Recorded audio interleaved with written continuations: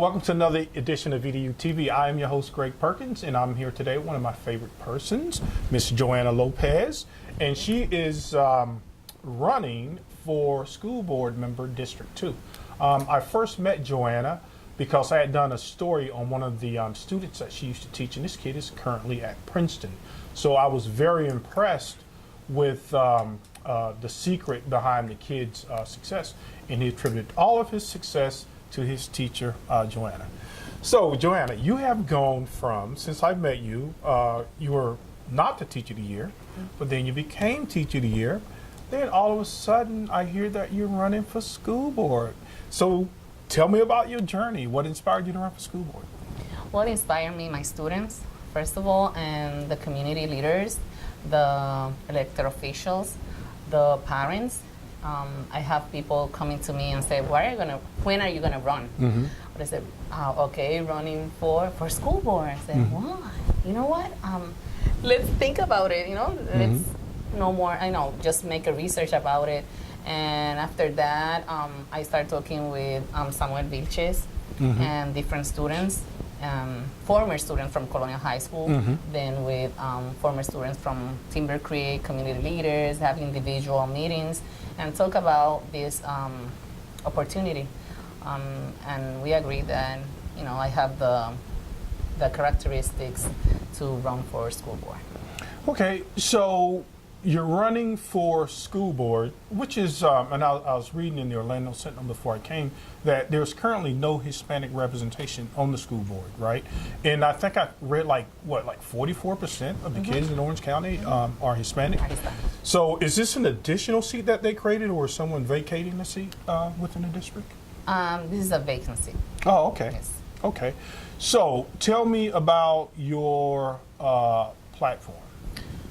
Well, my platform is based on fairness, empowerment, and well-being.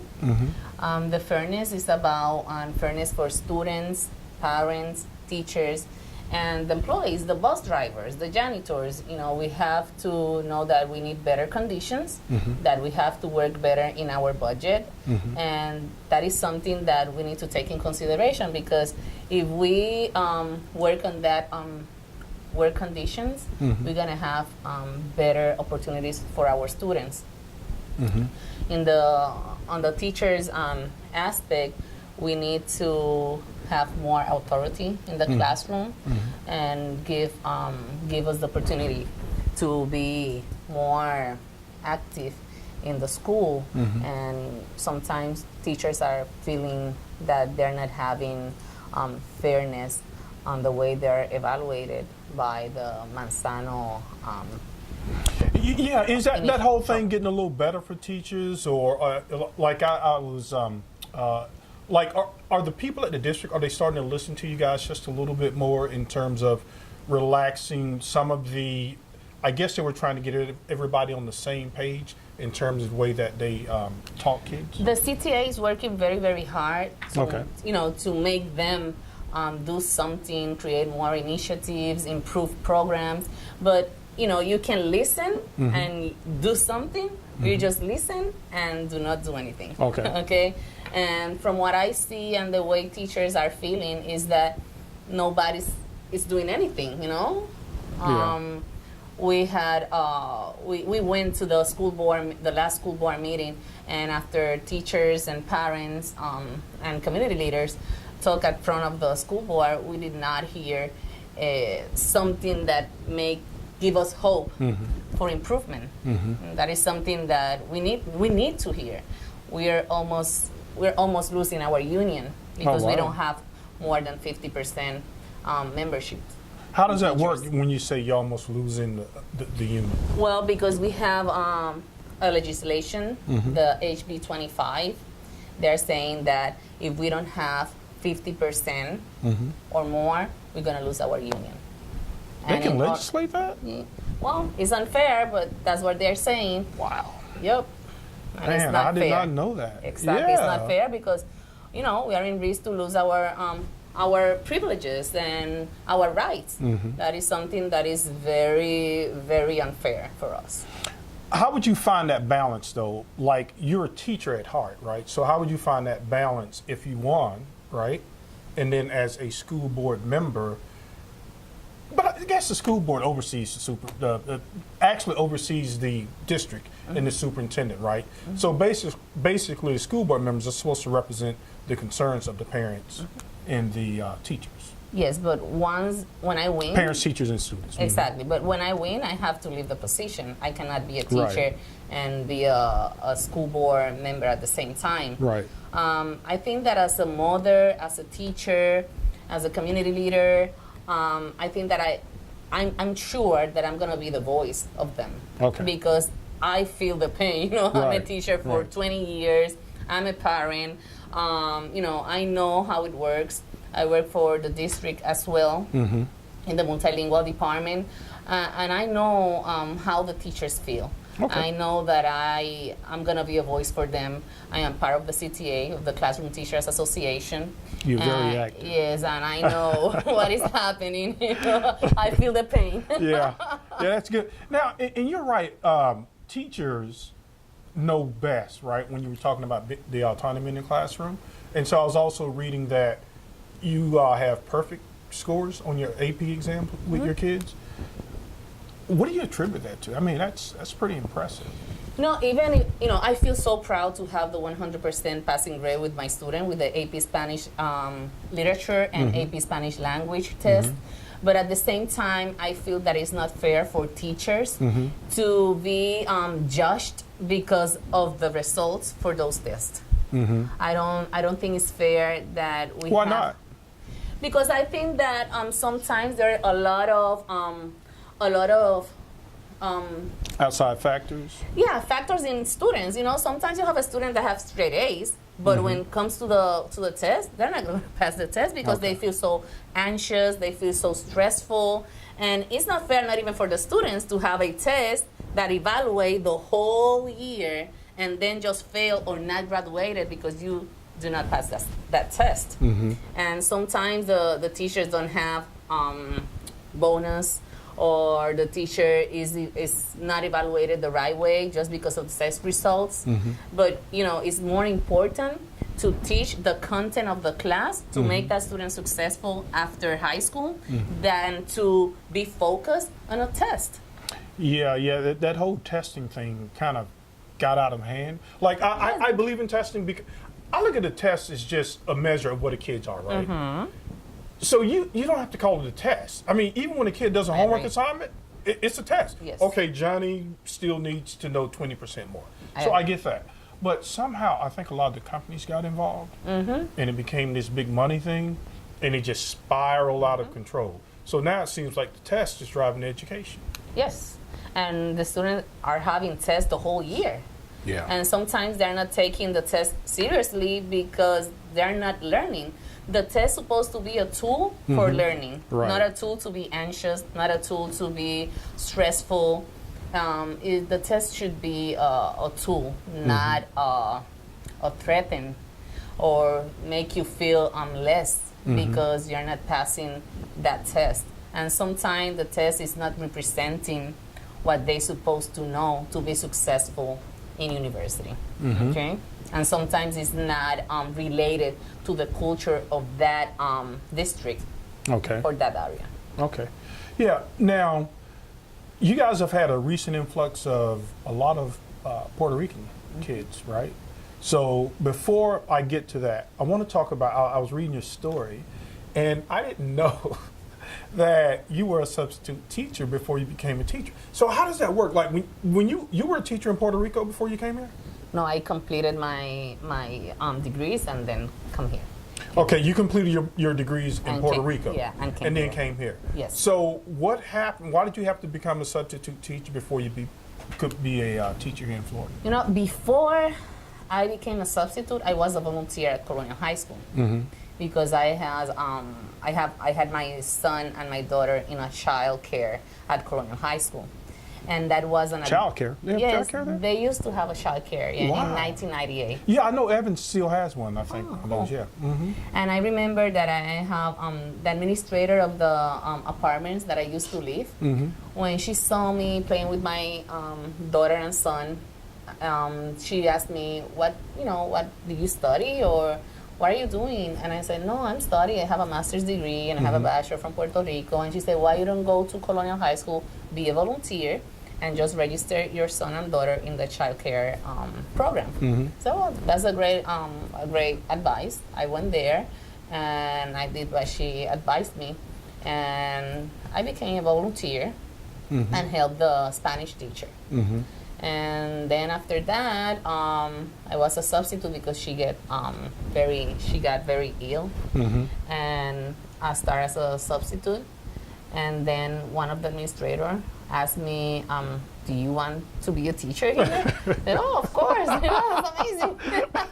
And in 1999, I became a teacher at Colonial High School.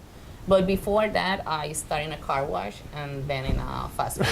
Then a volunteer, I saw then that. a substitute. Yeah, and you know what? That's inspirational, right? Because a lot of times people, they complain, right? They'll say, "Oh, life is not fair." No.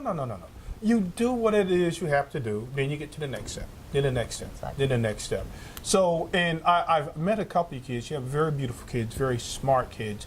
So, is that part of your family where you came from, where you developed that work ethic to work hard and to not make excuses for yourself? And how do you help kids not to feel sorry for themselves now? Like they may say, "Oh, it's so hard and I don't know the language that well." How do you help them get over that? I share my story. Okay. I share my story because I think that every student have a story to share to inspire others. And you know, the way I expressed myself, and I told them, you know, I have a lot of fears of expressing in another language. I felt very uncomfortable when I came here from Puerto Rico because I just wanted to speak Spanish at the beginning, but I said, you know what? I like to speak English, you know. I don't do it right, but I know that I can improve if I just go and work. That's why when I work for the car wash, say, you know what, I have to move from this job because everybody here is speaking Spanish. I have to move to another job. I did not apply to the school system because I did not know anything about the school system. And I still have those fears to just go to the school system because of my language barrier. And then after that, when I went to to the fast food. Of all places, you go to Taco Bell and you're trying to learn how to speak English, but they do have English at Taco Bell. But you know what?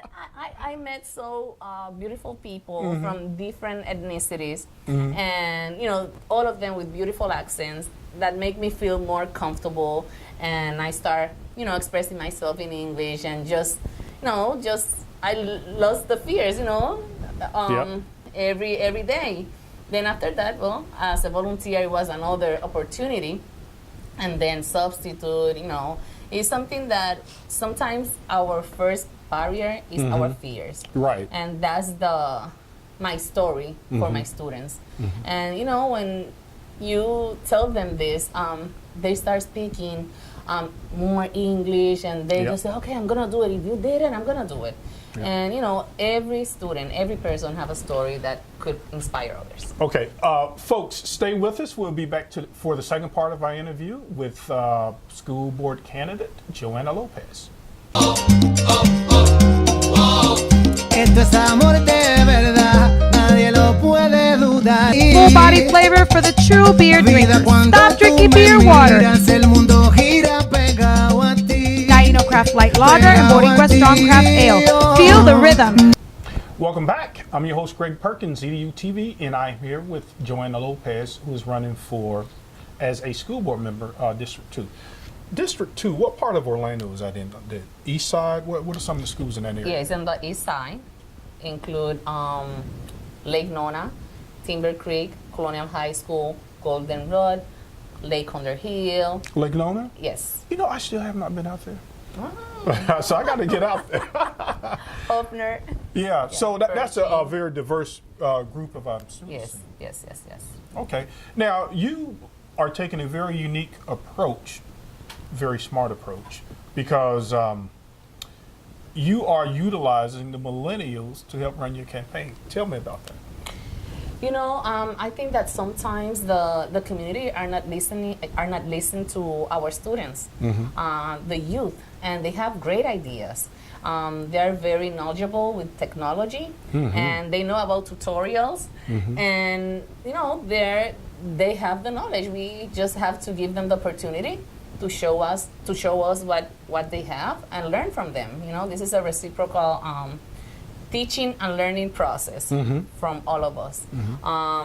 In this case, my website is done by them. My campaign is run and organized by students. If you see the website, is Samuel Vilches and Jonathan is working on the website. If you see my logo, is from a former student from Colonia High School. My treasurer, she is graduated from Rawlins and UCF. Oh, she good used deal. to be my student as well, and my volleyball player. Oh, okay. Even on the event, we have the person that is in charge of every event that I have to go. She's from Timber Creek. And we have different students. We have parents and we have retired teachers and current teachers that are helping on the campaign. But the digital is the website. Gotta get that to the kids. Gotta give that to the pages, kids. And they even they're giving me advices on Instagram as well. Say, you know what, we like more like this. We don't like this anymore, And, they're just teaching me how to do it, and they know about even at what time you have to post something. Yeah, no, you're right. No, that's very important. Yes. They're just, and even the way we take the picture and how to work with the lights and all that stuff, they know more. Yeah, you know what I like about that? Like we were talking, I think sometimes in education, we teach kids a bunch of academic stuff, right? But when you get in the real world, a lot of that stuff that you learn, you're never going to use, right? But when you teach kids how to run a campaign, how to build websites, those are skills that jobs are looking for. And I think in a lot of our schools, we're losing that. I mean, I don't know what we can do to do more of that. Because I've always thought that there should be apprenticeship programs at schools so that they can take that knowledge off of the paper into practical use. Yes. And even the students from UCF, Rawlins, Valencia, they're helping the current students that are volunteers to be better at this type of work. And we have a lot of internship just working with them. Yeah. And they're developing their leadership as well. I'm learning from them, Yeah, and that's something they can put on their resume. Of course, yes. Yes. Yeah, so has anyone ever asked you the question, say, okay, you're Hispanic, there's a lot of Hispanic population, that you're not just going to think of Hispanic issues, that you're going to represent all of the people. So how do you balance it? How do you answer know what? that My question? campaign is a movement of unity. Okay. We're very inclusive. I like that. We're very inclusive. We have Anglo people, we have white people, African American, Hispanic people in my campaign. And we listen to everybody because we want to be inclusive, not only in the campaign, but also when we talk to people. We want to learn from them. This is something that is very important to promote. I think that sometimes people think that because she's Hispanic, she's gonna just think about that. But our district is very diverse. I love that. And I think that every school deserves attention. I think that in District 2, we don't have attention for every school. And that is something that I would love to work with my community and change it. So you think that some of the schools in District 2 need a little more attention? Of course. In what way? And I think that, for example, if we think about Colonial High School, for example, we need the grant to hire more highly qualified teachers. We have vacancies on core courses. And we have other schools in other districts giving 20,000 bonus checks or 25,000 bonus checks to hire people from other areas or from the same county. We deserve the same thing, okay? Because we have a lot of substitute in certain positions, and that is affecting us. And the test results are not gonna be that good because they're not gonna have the same attention. We try. Those are lost days of teaching. And I think that's a dilemma across the nation. I was looking at a special the other day, and they were saying that some of the teachers can't even afford to live in this. They were talking about San Francisco, but they were saying that the teachers can't even afford to live where they teach because the prices are so high, and they don't pay teachers enough money. I don't know. What do you do at the legislative level to increase the pay of teachers? Because you guys really deserve it. I heard sometimes school board leaders are saying, or maybe leaders from different counties in Florida are saying, no, the reason that teachers are leaving is not the salary. And because of that data in surveys, we're not gonna hire the salary because that's not the priority. But instead of thinking that way, we have to think about, forget about data at this point, please.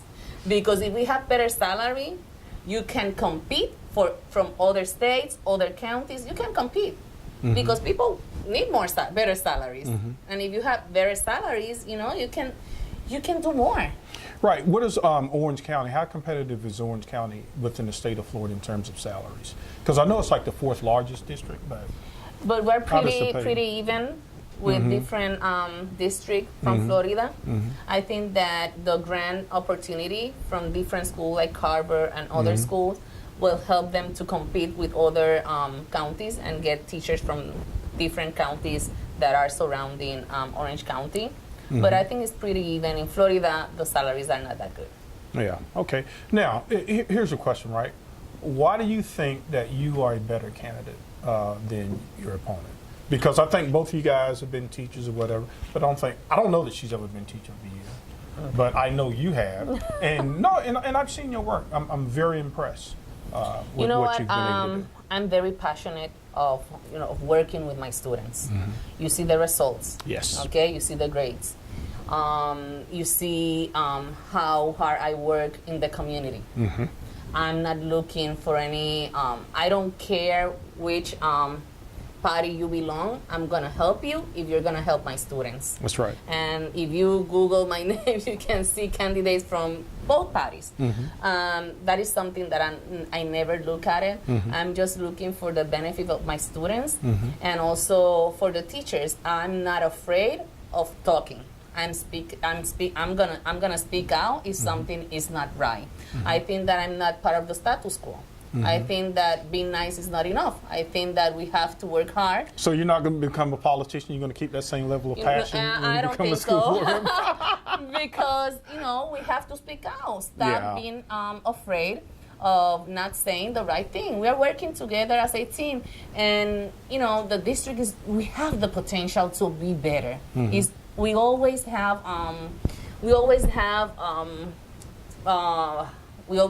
Recorta eso. No. What'd you say? We always have, a space to grow. Okay, perfect. Okay, I'm I'm looking so at my sorry. camera. No, you're fine. So no, we're fine. We're rolling semi-live here. Okay. So, but Am I yes, live? huh? I'm not live. Well, no, I said semi-live. It's gonna hurt. Now we're all off topic. All right, we're gonna pick back up now. Okay, so you just want me to roll with it, Jess? Start where she started repeating the first You time. said uncles and ties or something like that. What were we talking about? I forgot. To grow. Space to grow. Is that the phrase? I think that's what you were saying. A space. I forgot where I was in my head. What were we talking? Well, schools in your area. No, you're saying about what I have that make me more. Oh yeah, okay. So we'll pick that up. Let's go with Oh yeah, what makes you a better component? More than opponent. So just go and Jesse just cut all that other stuff. Okay, you don't have to perfect. completely start it over. No, I don't. You want him to start it over? Just to be safe. Yeah, go ahead and start over. Okay. Do you want me to ask for the question? No. I could just start. I could start it from where you're. Okay. What makes you a better opponent? I'm sorry. All right, we'll just role play. She'll just cut. Well, okay, go ahead. I'm a parent. I'm a mother of 4, a single mother of 4. I'm very consistent on my job. And I have the academic results in my classroom. I also work with the community. And I never look at the fact that you are from certain party or other party. I'm always going to work with you if you are working to make my students success. And you made history too. I made history. But I made history because of my students, okay? Right. Because of the parents, Sure. because of the teachers. If I don't have the support from my students and parents and teachers, I'm not gonna, I didn't make it. But being the first Latina Teacher of the Year taught me so many things, The Like relationship. what are some of the things that it taught For you? example, the relationship with other Teachers of the Year across the state made me learn more about the state of Florida, and I have, I had the awards, but the importance is not that I had the awards. When sometimes I just post in my Facebook or any social media my awards is to inspire others. I have the leadership award from Teachers of the Year from the state of Florida because what I did with my students, I am very, very, very committed with the success of my students. For example, the 549 voter registration at Colonial High School Very important. opened doors from Central Florida. Sure. Okay, and Because even, kids need to vote. A lot of young kids don't and vote. they don't know. It's the fact that you have to educate students. And also, just in talk with parents. For example, we did not have, 2 years ago, when I started Familias Presentes, Estudiantes Excelentes, with the Latino community, we did not have parental engagement of the Latino parents because they did not have the language. And I just try to start doing those meetings, have 500 parents, 300 parents, and just to educate them how the system works, how can That's you important. be successful great. with your son.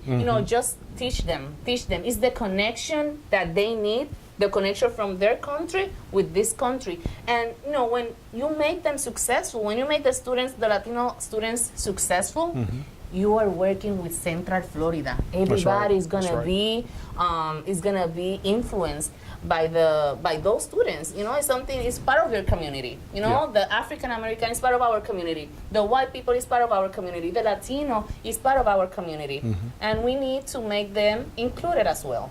And Orange County is a very beautiful city. I like Yes, that. Even I in my love it. neighborhood, there's so Yes, many yes. different types of Yes. accents when I walk, Yes. and I like that. It's so diverse. And we have a lot of potential. Sure. We are very good county. I'm very proud to be part of Yes. Orange County Public School. Yes. Because what I learned is in Orange County Public School.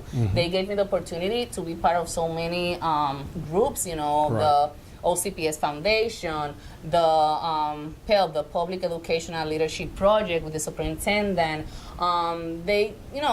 With them I learn a lot. And I believe that we have so many things that other counties do not have. Right. But I think that we have to work harder at the school board seats. I think that we need to be more diverse, Sure. and because we need to be included. We need to work in a different way because we are different. Not to cut you off, but I have about 30 seconds left. So how can people get in touch with the Johanna Lopez campaign? My website, www.johannalopez.com, Okay. and it's the only website that is bilingual, Oh, wow. done by student as well, and also I bring you Oh, something. that is a pretty My shirt. shirt, Oh, okay. look at that. The logo is done by a student, former student Oh, as well. yes. And, just for you, as a gift. Oh, well, thank you very much. Thank you I'll for wear this inviting when I'm me. walking because I can't run that fast anymore. Hey, folks, thank you so much for joining us. And I'd like to thank my guest, Johanna Lopez, District 2. When is voting? November 8th? The primaries are going to be August 28th and August the 28th. general November 6th. Okay. Folks, thanks for joining us. I'm Greg Perkins, Johanna Lopez, and hope you enjoyed the show. Good night.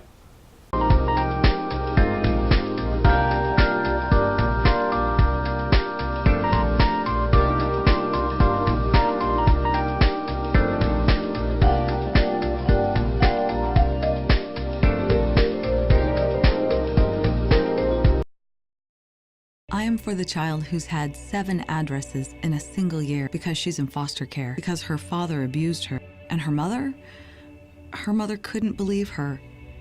She is the child I am for. I am a volunteer child advocate.